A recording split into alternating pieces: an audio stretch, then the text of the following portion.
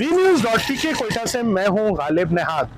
कोयटा कराची कौमी शाहराह पर आए रोज पैदर पे हमलों के बाद कौमी शाहराह पे सफर करना लगभग नामुमकिन हो गया है।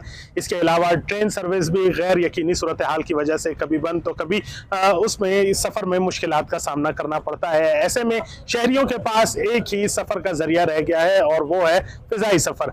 इस वक्त फिजाई सफर जो है उसकी कीमतें आसमान से बातें करने लगी हैं। ट्रेवल एजेंट्स के मुताबिक चंद रोज बाद की टिकट जो है वो 35 से 45 हजार के दरमियान फरोख्त की जाती है, जबकि मौजूदा दिन पे यही टिकट 80 से 1 लाख रुपए तक जा पहुंची है। फिजाई सफर महंगा होने की वजह से शहरियों को शदीद मुश्किलात का सामना करना पड़ रहा है। आवाम का कहना है कि एक जानिब जहां कौमी शाहराहों पर इंसानी जिंदगी गैर महफूज है, वहीं ट्रेन की गैर यकीनी सूरत हाल की वजह से सफर के लिए अब बस एक ही रास्ता रह गया और वो फिजाई सफर है। ऐसे में इसकी कीमतों का भी आसमान से बातें करना आवाम के लिए काफी मुश्किलात पैदा कर रहा है।